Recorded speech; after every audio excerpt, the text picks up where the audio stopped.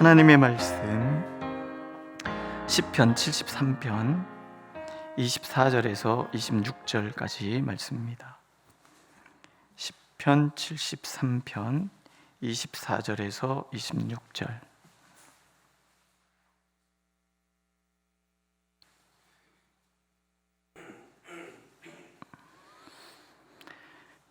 우리 다 찾으셨으면 한 목소리로 읽겠습니다. 24절에서 26절. 주의 교훈으로 나를 인도하시고 후에는 영광으로 나를 영접하시리니 하늘에서는 주 외에 누가 내게 있으리요 땅에서는 주밖에 내가 사모하리 없나이다. 내 육체와 마음은 쇠약하나 하나님은 내 마음의 반석이시요 영원한 분깃이시라. 아멘. 우리 소요리 문답 그 첫 질문이 뭐냐면 사람의 제일 되는 목적이 무엇입니까? 라는 질문이에요. 그리고 답은 사람의 제일 되는 목적은 하나님을 영화롭게 하고 영원토록 그를 즐거워하는 것입니다. 이렇게 돼 있어요. 두 가지가 나오죠. 하나는 하나님을 영화롭게 하는 것, 그것이 인간의 제일 되는 목적. 그리고 하나님을 영화롭게 하는 것은 똑같이 영원토록 하나님을 즐거워하는 것이다, 이런 거예요. 내 모든 삶을 통해서 하나님께 영광을 돌리고 내 모든 삶 속에서 하나님을 즐거워하는 것. 하나님을 즐거워하는 그 모든 삶은 하나님께 영광을 돌리는 삶이 되고, 하나님께 영광을 돌리는 삶이란 하나님을 즐거워하는 것, 기뻐하는 거예요. 오늘 말씀해 보면 하나님은 나를 사랑하시는 분, 먼저 나를 인도하시는 분이라고 말씀하시잖아요. 주의 교훈으로 인도하시고, 하나님께서 내 모든 삶을 하나님의 말씀으로 인도해 가시는 거예요.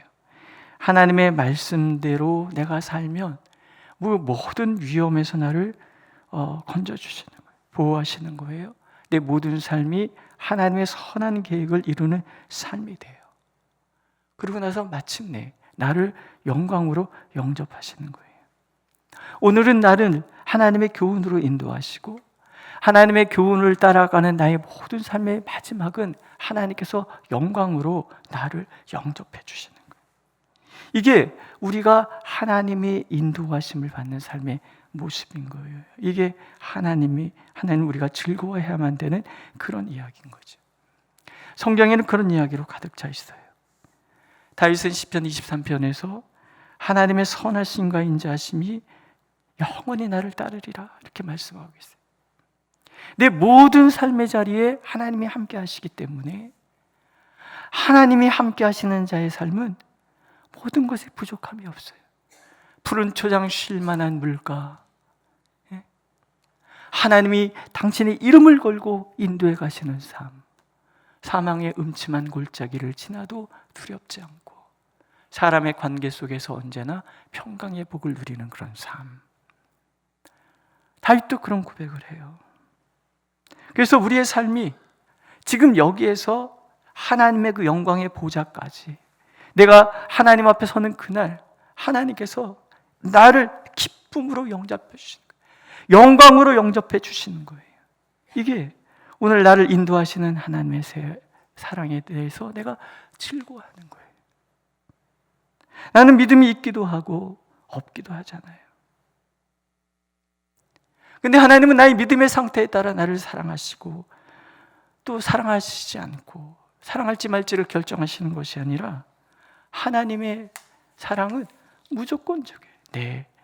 나와 관계없이 나를 사랑으로 인도해 가시는 하나님, 그리고 마침내 나를 영접해 주실 하나님.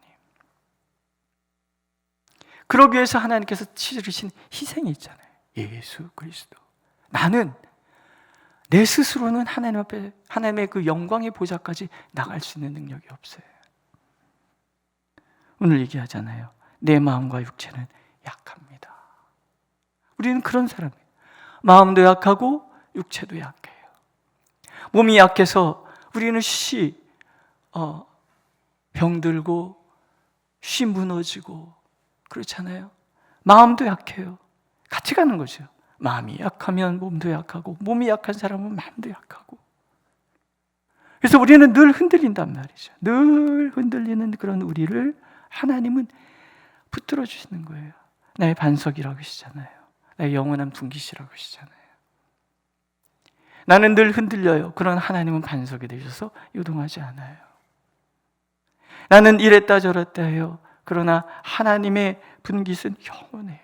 약속은 영원해요. 나를 인도해 가시는 하나님의 방식은 영원해요. 그 증표가 예수 그리스도신 거예요. 늘 흔들리는 나의 그 흔들림을 붙들어 주시기 위해서, 나의 그 모든 연약함을 붙들어 주시기 위해서 하나님께서 나의 반석이 되어 주시는 거예요. 예수 그리스도를 통해서 나의 그 모든 연약함은 다 하나님이 담당해 주시고, 나는 하나님의 그 요동치 않는 신실하심과 그 변함없는 그 사랑에 견고히 서도록 만들어 주신다. 하나님은 영원한 분깃이 되시기 때문에 은혜가 취소되는 법이 없습니다. 내게 약속하신 것을 어느 날 갑자기 걷어들이는 법이 없어요. 나를 향하신 사랑도 걷어들이는 법이 없고, 나를 향하신 선하신 계획도 걷어들임이 없어요. 지금부터 영원까지.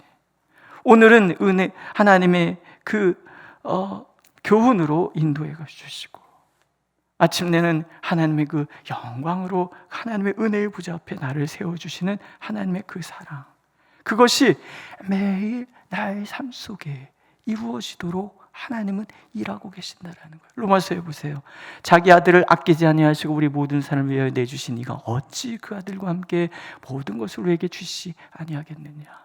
내가 하나님이 나의 영원한 분깃이라는 것이 그런 거예요.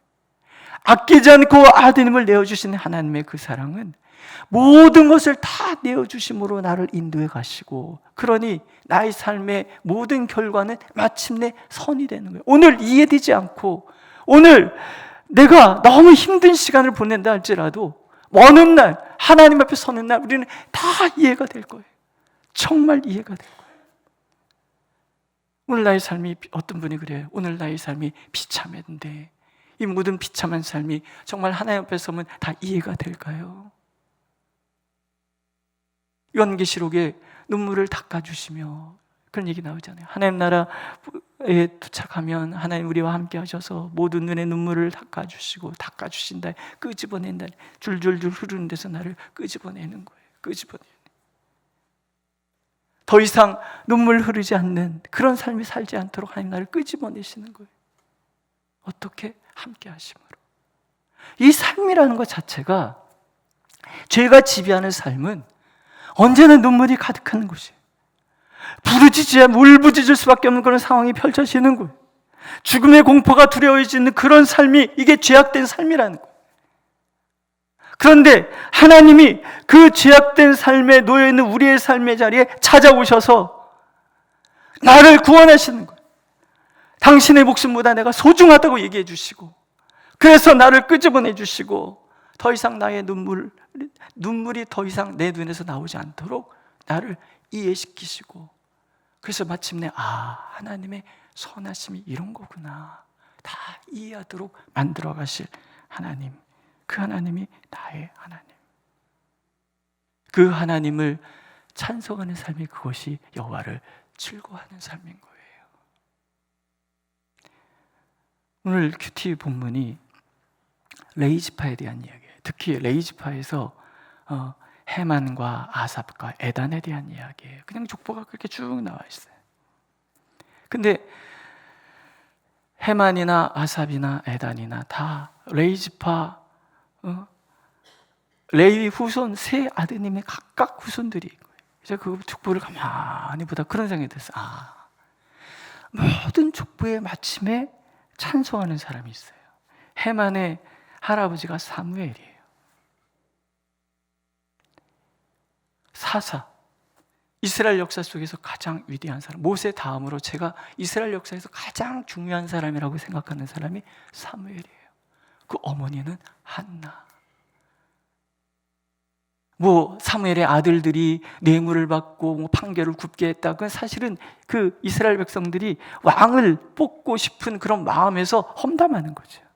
하나님이 만약에 그 사람이 뇌물을 받고 판결을 굳게 했다 그러면 야단쳤을 거예요. 근데 하나님 그런 얘기하지 않고 뭐라고 그러세요? 그들이 너를 버린 것이 아니라 나를 버린 것이다. 그런데 사무엘은 더 이상 거기에 대해서 항거하지 않고 사울왕을 세우고 다윗을 세우잖아요. 그리고 떠나가는 거예요. 그럼 그 후대를 어떻게 대접해야 될 것인가? 우리가 그렇게 생각할 수 있잖아요. 그런데 하나님은 그 후대 속에서 해만을 세우는 거예요. 찬송하는 자. 그걸 보면서 제가 그런 생각이 들어서 아, 그렇구나. 하나님의 모든 헌신의 마침표는 찬송이구나.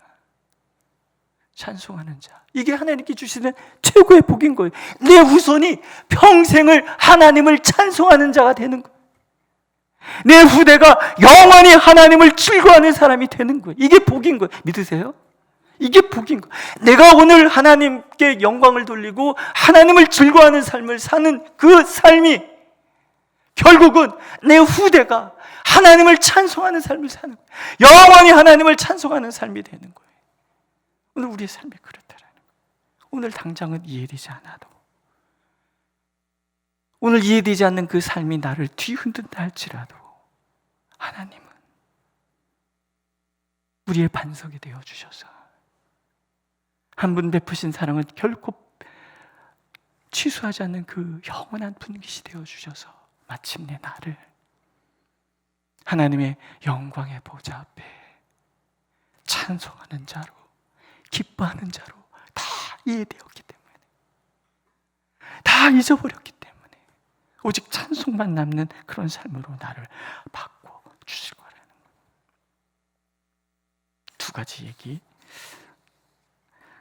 첫 번째, 집안이 너무 어려워서 교육을 제대로 받지 못한 탓에 이름만 겨우 쓸 줄 아는 한 청년이 있었어요.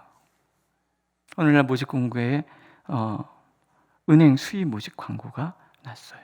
그래서 응시했는데 떨어졌어요. 이유는 글을 몰랐기 때문에. 너무나 낙심해서 교회를 시작했어요. 눈물로 하나님께 기도했어요. 하나님, 저는 왜 가난한 집에 태어나 공부도 못하고 이렇게 은행 취직도 못하고 왜 이렇습니까? 그리고 펑펑 우는데 하나님께서 말씀을 하시는 거예요. 내 계획은 한국에 있지 않다. 내가 너를 미국으로 인도할 것이다. 이민 가거라. 그래서 뭐 있어요? 어떻게 해갖고서는 이제 이민을 갔어요. 뉴욕에 도착한 그는 자기 후손들만은 이 못 배운 서름을 겪지 않게 하리라는 각오로 닥친 대로 열심히 일을 했어요. 근데 일하는 것마다 사업이 번창하는 거예요. 마침내 뉴욕 월가에 그 이름이 널리 퍼지게 되는 그런 사람이 됐어요. 그 나이 60세 환갑잔치 하는 날이죠. 저명한 책의 인사들을 불러서 멋진 생일 파티를 열었는데 한 기자가 질문을 했어요. 선생님, 제안을 하는 거죠. 자서전 하나 내면 어떻겠습니까? 아이고, 난 이름밖에 쓸 줄 모르는데 내가 어떻게 자서전을 내겠습니까? 어우, 정말이에요? 근데 어떻게 이렇게 성공하셨어요? 만약에 선생님이 글을 아셨다면 더 훌륭한 분이 되셨겠네요. 그랬더니 그분이 이렇게 얘기했어요. 아니에요. 내가 글을 몰랐기 때문에 여기까지 왔어요. 하나님은 나에게 글을 가르쳐 주지 않았지만, 그것이 나의 슬픔이었지만 그것을 토대로 하나님은 나를 이렇게 영향력 있는 사람으로 바꾸어 주셨어요. 두 번째 이야기, 무디 목사님에 대한 이야기는 되게 많아요. 어느 날 교회가 불이 타버렸어요. 더 이상 예배를 드릴 수 없는 지경에 이르렀어요. 어떤 기자가 목사님에게 물었습니다. 평소에 목사님께서는 하나님이 그 백성들을 사랑한다고 설교하시고 어떤 위험에서도 구해주신다 말씀하셨습니다. 그런데 교회가 불에 탄 것에 대해서 어떻게 생각하십니까? 목사님이 곰곰이 생각하다 말씀했어요. 지금 우리 교회는 성도가 너무 많아서 하나님께 더 큰 건물을 지켜달라고 기도하는 중이었어요. 그런데 이렇게 잿더미가 되었으니 이젠 교회를 더 크게 짓는 일밖에 없는 셈이지요. 그러면 교회를 지을 돈은 무사하게 보관하셨단 말인가요? 그랬더니 목사님이 성경책을 들고 보면서 이렇게 얘기했어요. 여기 하나님의 금고가 있습니다. 그 목사님이 영국으로 건너가서 이런저런 말씀 부흥회를 통해서 큰 부흥운동이 일어났어요. 그랬더니 사람들의 수많은 후원으로 도시에 큰 예배당을 지어서 하나님께 봉헌하였다. 어떻게 들리세요? 먼 남의 얘기 같이 들리는 이야기들, 제가 예화집에서 찾은 이야기예요. 그래서 읽으면서 그런 생각이 들었어요. 그래, 어쩌면 우리에게는 너무 먼 얘기일 수도 있다. 하지만 자, 우리는 나이들이 많으시잖아요. 살아온 삶을 한번 돌이켜보세요. 이해되지 않았던 수많은 순간순간들, 지금도 이해가 되지 않는 거야. 내가 지났던 그 순간들이 세월이 많이 흘러서 하나님 안에서 살아왔던 나의 모든 삶 속에서 돌이켜보면 정말 이해되지 않는 것이 아직도 남아있는 거야. 남아있겠죠, 어떤 거는. 그러나 이해되는 것들도 있잖아요.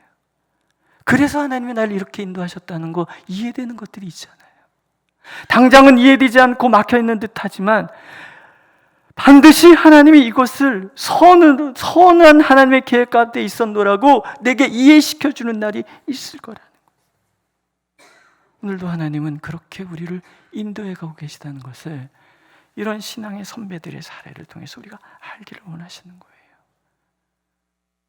수천 년 기독교 역사 속에서 하나님과 동행한 그 모든 사람들의 그 이야기 속에서 그것이 남의 이야기가 아니라 나를 향한 하나님의 이야기고, 오늘 하나님이 다른 사람의 반석이 아니라 나의 반석이 되시고, 다른 사람의 영원한 분깃이 아니라 나의 영원한 분깃이 되어주셔서 오늘도 나에게 사랑으로 교훈하시는 것뿐만 아니라 마침내 나의 삶을 하나님의 영광의 보좌까지 인도해 가시겠다는 다짐이라는 것을 하나님은 우리가 알기를 원하십니다.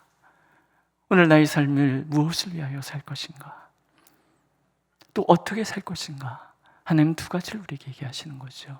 하나님의 영광을 위하여, 그리고 하나님을 즐거워하며 하나님을 찬양하며, 그렇게 우리가 살기를 하나님은 원하고 계십니다. 그 믿음으로 우리가 살 때 우리 또한 먼 훗날 누군가에게 과연 하나님의 영광을 위해서 살았던 사람, 하나님을 즐거워했던 사람의 삶이 바로 이런 삶이다. 그것을 다른 사람이 아니라 우리 후대가, 내 주변 사람들이 얘기할 날이 올 것이라는 것, 오늘도 하나님은 약속하고 계십니다. 기도하겠습니다. 우리가 하나님의 나라와 그의 의를 구하면 모든 것을 더하셔서 우리의 삶이 하나님의 영광을 위하여 나가도록 인도하시겠다고 약속하시니 감사를 드립니다. 하나님, 오늘도 주의 교훈으로 우리를 인도하여 주옵소서. 그리고 우리의 삶이 하나님의 영원한 보좌 앞에 이루도록 인도하여 주옵소서. 매일매일이 그래서 즐거움이 되고 매일매일이 찬송이 될 수 있도록 우리를 인도하여 주시되, 찬송할 수 없는 상황에서도 우리의 입술 벌려 찬송하면 찬송하는 그대로 우리의 삶에 이루어지는 복 또한 허락하여 주옵소서. 예수님의 이름으로 기도드렸습니다. 아멘. 하늘에 계신 우리 아버지, 아버지의 이름을 거룩하게 하시며 아버지의 나라가 오게 하시며 아버지의 뜻이 하늘에서와 같이 땅에서도 이루어지게 하소서. 오늘 우리에게 용할 양식을 주시고 우리가 우리에게 잘못한 사람을 용서해 준 것 같이 우리 죄를 용서하여 주시고 우리를 시험에 빠지지 않게 하시고 악에서 구하소서. 나라와 권능과 영광이 영원히 아버지의 것입니다. 아멘.